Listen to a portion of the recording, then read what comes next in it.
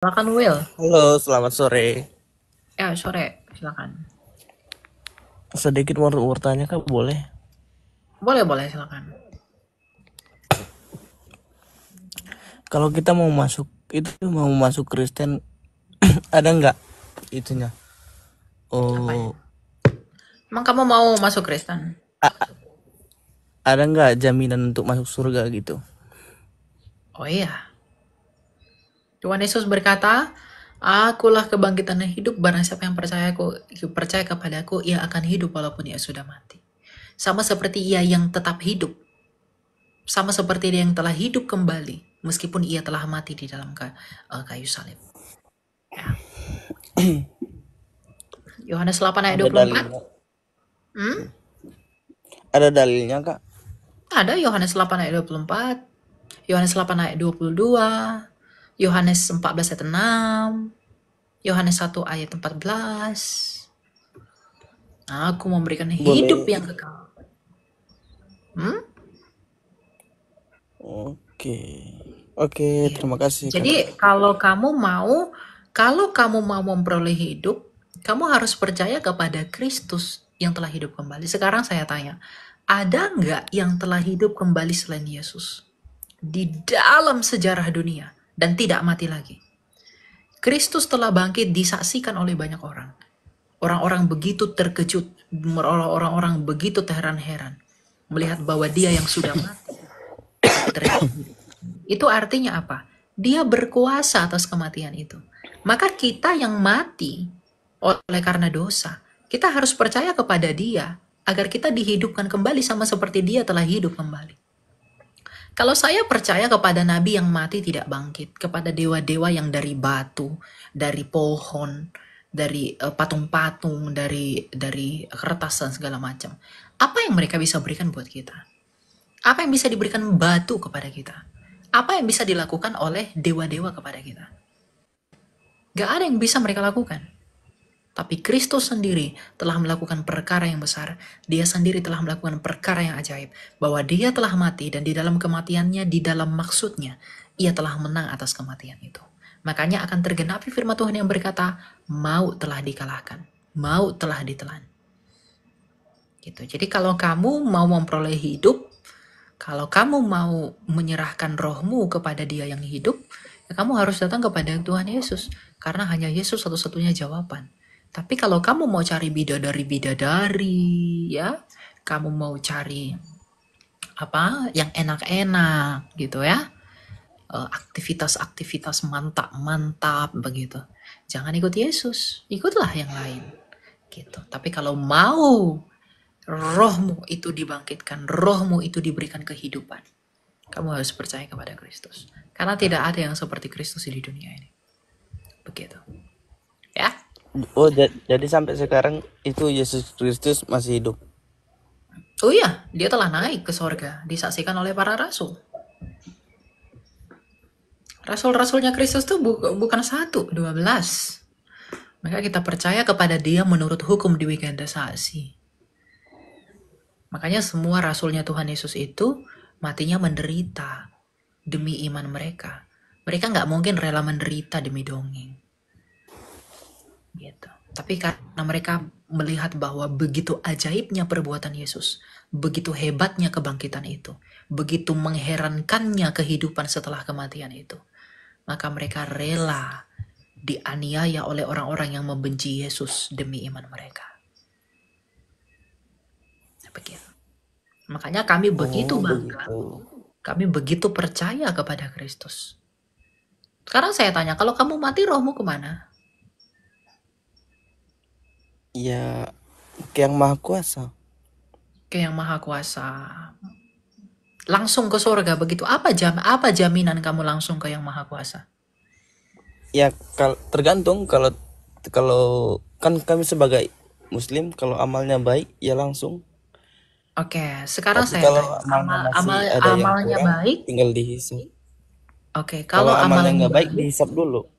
dihisap itu artinya apa? Dicuci di neraka. Iya, dicuci dulu. Oke, sekarang saya tanya, kalau kamu dicuci di neraka untuk menghabiskan dosamu untuk sementara waktu, tapi kamu diupahi sorga untuk perbuatan baikmu yang sementara waktu. Di manakah letak keadilannya? Kamu berbuat baik hanya sementara. Kamu berbuat jahat hanya sementara. Perbuatan jahatmu hanya di neraka sementara. Tapi kenapa perbuatan baikmu selama-lamanya? Apakah itu adil? Dan apa yang menjadi saksinya itu? Apa yang membuat kamu yakin itu benar-benar ada? Kamu kan gak melihat itu. Sedangkan para rasul Yesus Kristus melihat sendiri Yesus Kristus. Kamu melihat gak janji itu? Yang kamu dikatanya dicuci bla bla bla. Ada gak saksi dari pewahyuan itu? Kalau nggak ada saksi, bagaimana mungkin kamu percaya? Kalau saya bilang, saya punya Ferrari, tapi saya nggak punya bukti bahwa saya punya Ferrari. Percaya nggak kamu sama saya?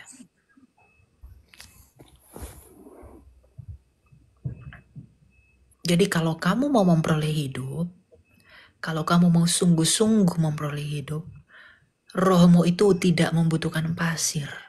Rohmu itu membutuhkan batu karang. Kalau kamu harus dicuci, lalu dibuat ke surga, tidak ada kepastian di dalam rohmu. Kalau tidak ada kepastian, ngapain kamu percaya?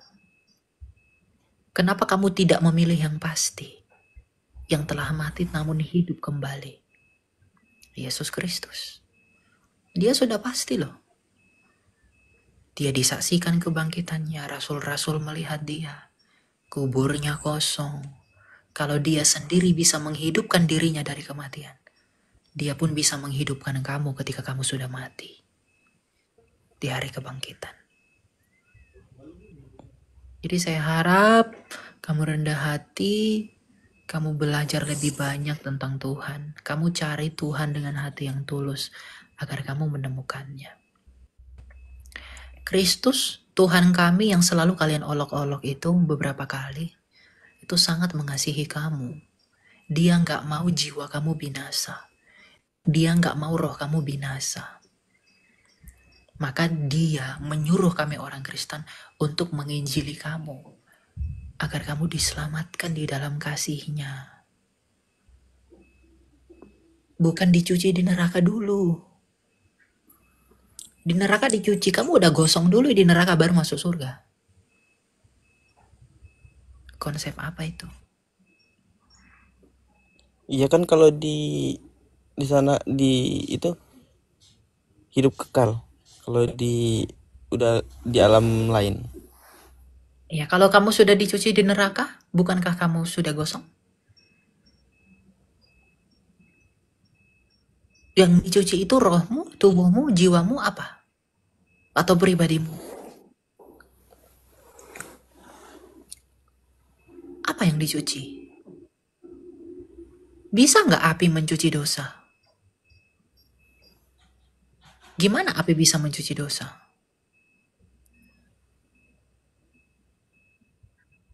Upah dosa adalah maut. Maka maut harus dibayar dengan maut. Yesus Kristus telah membayar maut dengan mati. Dia telah membayar kematian dengan mati.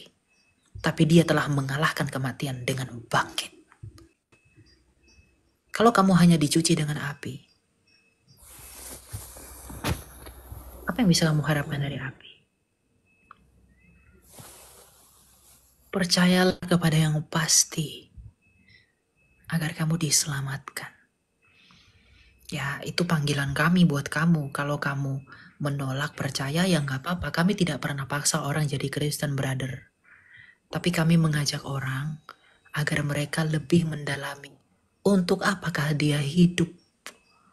Tanyakan pada hatimu, kemana si rohku akan pergi? Tanyakan kepada nurani. Apakah saya pasti selamat? Kalau saya pasti selamat, apa sih jaminannya? Kami jaminannya sudah jelas. Karena dia telah hidup kembali. Kalau dia sendiri telah hidup kembali, disaksikan oleh banyak orang. Apa alasannya kami tidak mempercayai dia? Kamu percaya bahwa kamu akan hidup kekal. Kamu percaya kamu akan selamat. Apa bukti keselamatanmu itu? Gak ada kan? Apakah kamu percaya kepada sesuatu yang tidak punya bukti? Ya, jadi saya harap kamu berdoa, kamu tekun mencari Tuhan. Agar gini, karena kalau kamu tulus mencari Tuhan, Tuhan itu Tuhan yang benar itu sendiri yang akan menyatakan dirinya sama kamu. Kamu akan dipanggil. Begitu. Ini terakhir Kak, terakhir. Boleh nggak terakhir? Silakan. Apa itu? Coba bacain dulu satu ayat yang bisa mengajak saya untuk masuk Kristen. Oke. Sabar ya. Apa yang membuat kamu harus percaya kepada Yesus begitu kira-kira? Yes. Oke, ntar saya buka ayatnya ya. Masalah kamu menerima atau enggak kan itu hak kamu, brother. Saya hanya mewartakan saja. Tuhan kami tidak pernah membuat kami nih. Yohanes 14 ayat 6. Ya. Kata Yesus kepadanya, "Akulah jalan dan kebenaran dan hidup. Tidak seorang pun yang dapat datang kepada Bapa kalau tidak melalui aku." Yesus mengatakan, Yesus kan firman-Nya Allah. Tuhan Yesus berkata apa? Tak seorang pun yang dapat datang kepada Allah Sang Bapa kalau tidak melalui aku. Karena akulah yang menyatakan siapa Allah yang tidak kelihatan itu. Akulah yang menyatakan siapa dia. Aku datang dan keluar dari dia. Makanya dalam Yohanes 8 ayat 22 Tuhan Yesus berkata, "Aku dari atas, kamu dari bawah. Aku bukan dari dunia ini. Kamu dari dunia ini," kata Yesus. Artinya, dia sendiri bukan dari dunia ini. Dia sendiri bukan dari bawah. Mengapa kamu tidak percaya kepada dia yang telah datang dari atas? Dan dia sendiri berkata, "Akulah jalan." Dia bukan hanya jalan dan kebenaran. Dia kebenaran itu sendiri dan hidup. Sekarang saya tanya sama kamu, tujuan kamu itu apa? Memperoleh hidup? Kalau kamu mau memperoleh hidup, datanglah kepada dia yang mengatakan dia adalah hidup.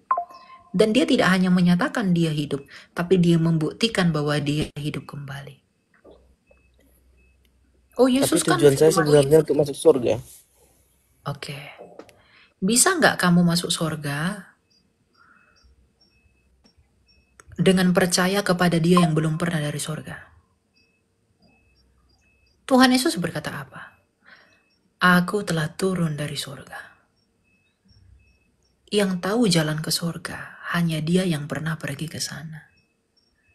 Kamu percaya kepada siapa? Apakah yang kamu percayai sudah pernah pergi ke surga? Bahkan dia sendiri pun tidak yakin dia di surga. Tapi Yesus Kristus, dia tahu jalan ke sana. Dia tahu bagaimana pergi ke sana. Aku telah turun dari surga. Yang tahu jalan ke sana hanya dia. Ada nggak nabi yang mengatakan, "Oh, Yesus kan hanya nabi." Nabi mana yang mengatakan aku telah turun dari surga? Musa. Emang ada suatu bukti Kak, Nabi itu Yesus turun ke surga gitu? Ada suatu Jelas buktinya. Bukti bahwa dia naik ke surga itu ada. Dia dilihat oleh para rasul. Naskah-naskah kuno mencatat itu. Nggak mungkin dia bisa naik ke atas sana kalau dia tidak pernah turun dari sana. Dan buktinya dia hidup kembali loh. Mana ada manusia yang hidup kembali selain dia. Jadi yang tahu jalan ke surga itu ya hanya dia. Karena dia telah turun dari sana. Dan dia kembali disaksikan oleh para rasul. Sampai langit itu tertutup. Kan langit terbuka pada peristiwa kenaikan Tuhan Yesus ke surga. Dalam Matius 28. Jadi, Di dalam logika saya, kalau saya mau percaya dan kalau saya mau mendatangkan surga, kalau saya mau memperoleh surga, saya datangnya kepada Dia yang telah datang dan turun dari surga. Adam turun dari surga, kembali nggak dia ke surga? Enggak, tetap mati kan di bumi, membusuk kan? Yesus telah turun dari surga, hidup dan tidak membusuk, lalu kembali ke tempat asalnya. Karena dialah hidup itu. Dialah yang memiliki hidup. Sang hidup. Masalah gimana memahami Tritunggal apa segala macam dan lain-lain itu urusan lain. Karena apa? Itu bisa dijelaskan. Saya udah jelaskan banyak di video saya. Kalau kamu mau, kamu bisa tonton itu semua. Pelan-pelan belajar. Atau kamu boleh tanya-tanya kepada saya. Karena iman itu proses. Gak bisa dipaksa. Gak ada keuntungan bagi kamu jadi Kristen. Tapi karena kasih kami, roh yang ada di dalam kami, yaitu Roh Kudus, itu menuntun kami untuk menginjili kalian. Kamu gak tahu. Kalau kamu semakin belajar sejarah, kamu akan tahu ajaran yang benar itu dari mana. Ajaran yang kamu iman itu datangnya sebenarnya dari mana. Kalau kamu semakin belajar, semakin dalam, kamu akan tahu sumber pengajaran itu dari mana. Jadi kamu harus belajar, mencari, tapi dengan jelas motivasi kamu harus tulus mencari Tuhan. Mencari Dia terus-menerus.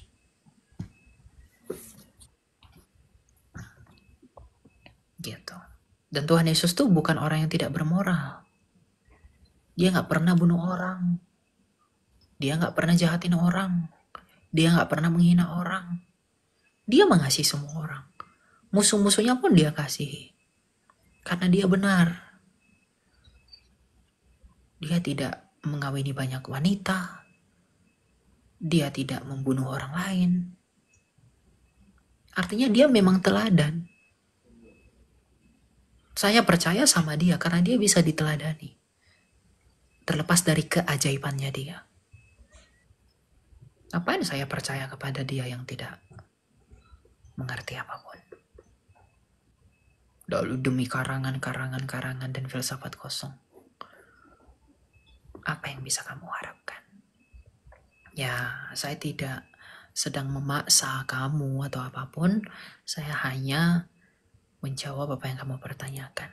Tapi harapan saya, semoga kamu rendah hati senantiasa, kamu mencari Tuhan terus, kamu mencari Dia dengan hati yang tulus, kamu dalam doamu coba kamu tanya, oh Tuhan yang benar, cobalah nyatakan dirimu samaku. Kamu coba doa gitu. Pasti kamu akan ketemu Yesus. Saya yakin itu. Tapi dengan hati yang tulus ya, bukan dengan hati yang congkak, bukan dengan kesombongan, bukan dengan hal-hal yang lain. Dengan hati yang tulus, kamu cari Dia terus. Terus dicari. Ya. Dan ingat, kalau kamu percaya Yesus, kamu akan dianiaya. Kamu akan dibenci. Kamu akan dimusuhi oleh banyak orang. Kenapa? Karena itulah kebenaran. Hanya pohon yang berbuah lebat yang dilempari batu, bukan? Orang gak pernah melempar pohon mangga yang tidak ada buah mangga. Karena kekristenan itu benar. Kekristenan itu begitu lebat di dalam buahnya. Maka orang-orang berusaha memfitnah kekristenan. Kamu menyembah 3 Tuhan, kalian itu kafir, kalian itu begini.